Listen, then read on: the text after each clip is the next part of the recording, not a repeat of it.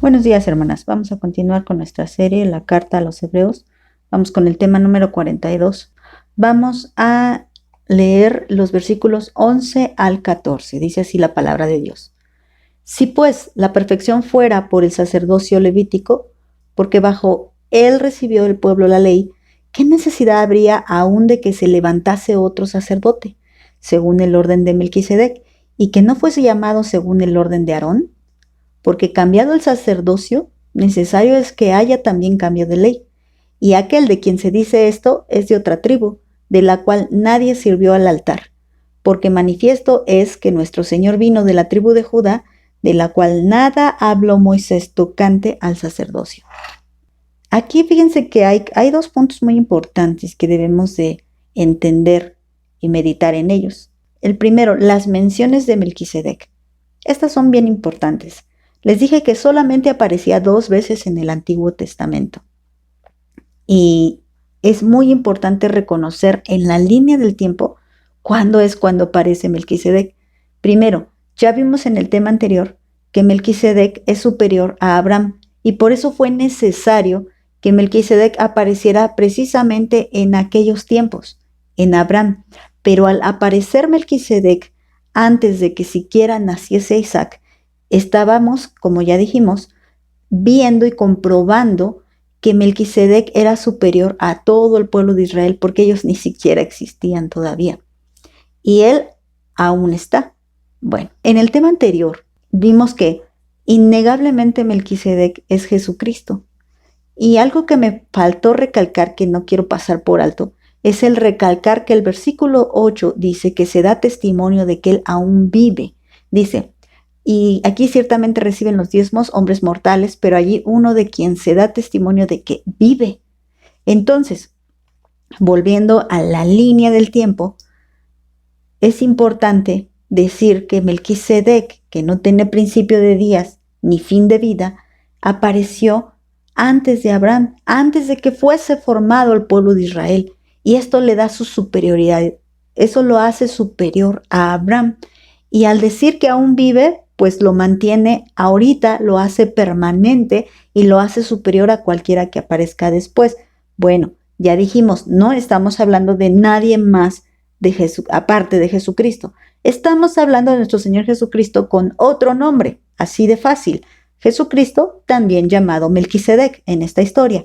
Ahora, esto es en cuanto que apareció antes, pero el que fuera mencionado luego en el libro de Salmos, después de que ya se había dado la Torá, comprueba este punto que nos está diciendo el autor.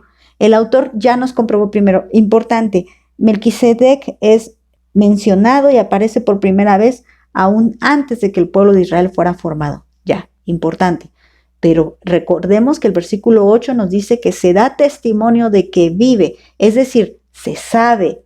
Y un testimonio es algo que ha sido comprobado, que vive. Bueno, entonces esto hace más claro y más notorio de que estamos hablando del Señor Jesús. Pero también al ser mencionado en el Salmo 110:4, cuando dice, el Señor juró que tú eres sacerdote para siempre según el orden de Melquisedec, esto viene a aparecer después del sacerdocio levítico. Entonces aparece antes de que incluso naciesen y aparece después de que ya habían sido constituidos y de que habían ya fallado. Porque ustedes deben de saber la historia de Israel. Para el tiempo en el que el rey David escribe el Salmo 110 y él mismo testifica de que Melquisedec es sacerdote y él mismo testifica de que el Hijo de Dios es sacerdote según el orden de Melquisedec, entonces está diciendo algo falló. Porque aquí mismo nos lo está diciendo, si hubiese sido perfecto el sacerdocio levítico, entonces no hay necesidad de cambiar nada, todo va muy bien, todo está saliendo muy bien, pero algo falló y no falló en Dios. Recuerda que este plan estaba desde la eternidad. Él solamente nos demostró cuán débiles e imperfectos y corruptos somos los seres humanos. El Señor llamó al pueblo de Israel y específicamente llamó a los levitas para ser sacerdotes. Específicamente de entre los levitas llamó a Aarón para ser el sumo sacerdote. Entonces, fue haciendo como que esa selección. Escogió a Abraham para hacerlo un pueblo, del pueblo escogió una tribu, de esa tribu escogió una familia y de esa familia escoge a un hombre, que es Aarón. Y bueno, de ahí el linaje de Aarón son los que vienen a ser llamados sumos sacerdotes. Bueno, de los sumos sacerdotes que estaban cumpliendo con una función que era interceder por el pueblo, habían fallado demasiado. Había incluso pasado que, como ya nos lo explica Sandy en los temas, morían por hacer mal su trabajo, por entrar contaminados de pecado y sin arrepentimiento. Entonces se ponían campanitas en la capa, en la túnica, para que al momento que ellos caminaban las campanitas sonaban y se daban cuenta de que el sacerdote seguía vivo. Si no seguía vivo, ya no sonaba nada y nadie podía entrar al lugar santísimo, porque cualquiera que entrara le iba a pasar lo mismo que le pasó al sumo sacerdote. Entonces ya con un lacito que amarraba él a su pie, lo sacaban del lugar santísimo. Esto no viene estipulado en la ley, pero esto fue un recurso que ellos usaron por causa de su pecado. Ahora pues, ese sacerdocio era imperfecto y se tuvo la necesidad de que hubiera un sacerdocio perfecto. Y el sacerdocio perfecto no podría venir de nadie más, sino de aquel que es sacerdote del Dios Altísimo y que permanece para siempre y del que se da testimonio de que vive. No es llamado Jesucristo del linaje de Aarón, no. De Jesucristo tenemos un linaje porque recuerda que Él vino a hacerse semejante a nosotros. Para cuando Melquisedec aparece, que es el mismo Señor Jesucristo, no había llegado la hora de que el Señor se manifestara como hombre aquí. Entonces, Melquisedec es sin genealogía, Jesucristo no. Jesucristo hombre no. Jesucristo hombre sí viene de un linaje y viene de la tribu de Judá. Y es importante porque cambia, porque es diferente, porque ya no es un levita el que va a entrar, porque podría ser igual, sino que alguien de quien ni siquiera se pensaba que fueran a entrar al lugar santísimo, la tribu de Judá. Pero el pueblo de Israel lo sabía. ¿Recuerdas cuando el rey Herodes le pregunta a algunos judíos ahí, conocedores, les dice, oye, ¿cómo está eso que dijeron aquellos sabios de Oriente que iban a venir a adorar al rey de los judíos? ¿De dónde ha de salir? Y ellos sabían de dónde. Ellos sabían de qué tribu, ellos sabían de qué lugar.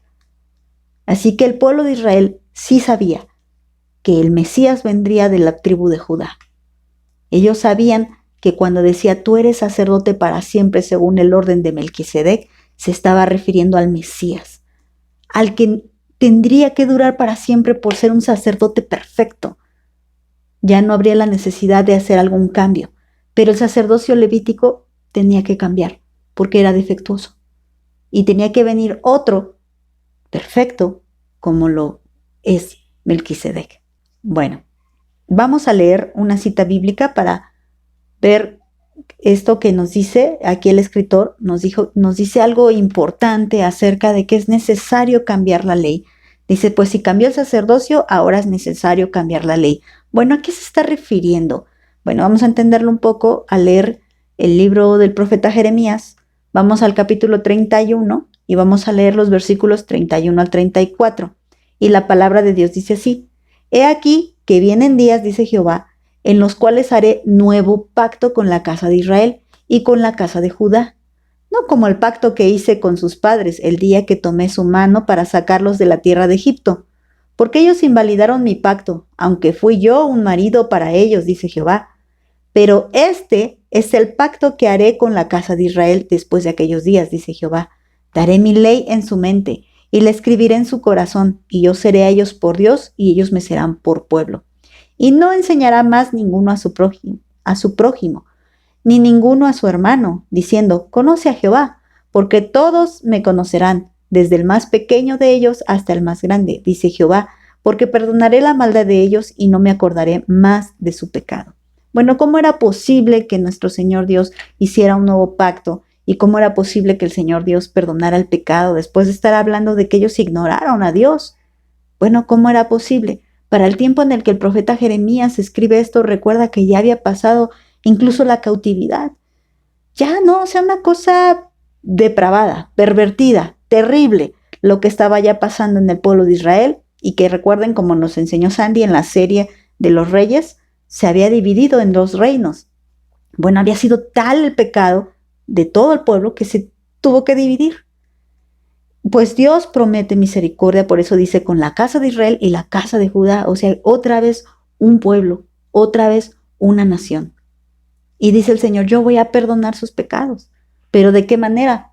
La ley antigua decía que para que se perdonaran los pecados, el sumo sacerdote tenía que, pues, primero ofrecer sacrificio por sí mismo y luego interceder por el pueblo. Cuando llegaba el día de la expiación, recuerden que él ponía sobre ese macho cabrío, ponía sus manos y depositaba en él toda la culpa. Pero ahora ya no iba a ser así. Pero ¿cómo entenderíamos entonces la parte que dice nuestro Señor Jesús? Que Él no venía a quitar la ley ni a cambiar la ley, sino a cumplirla. Bueno, Él vino a hacer eso que era una sombra de lo que ahora es Jesucristo. Sí, Él venía a cumplirlo, en ese sentido lo entendemos, pero sí la vino a cambiar porque ahora ya no son válidos esos sacrificios, hermana. Ahora, por eso era tan importante que estos hebreos entendieran que ya no tenían que estar llevando. Recuerda que esta carta se ubica más o menos por el año 70. Se sabe que en el año 70 se destruyó la ciudad de Jerusalén, el templo de Jerusalén. Bueno, es probable que haya sucedido, haya sido escrita esta carta un poco antes de que el templo fuera destruido, pero se ofrecían sacrificios. Se ofrecía, todavía se seguía con todos los ritos del Antiguo Testamento. Pero no era posible que un hebreo que se había convertido a Cristo volviera a esos ritos, hermana. No era posible porque estaba invalidando el nuevo pacto.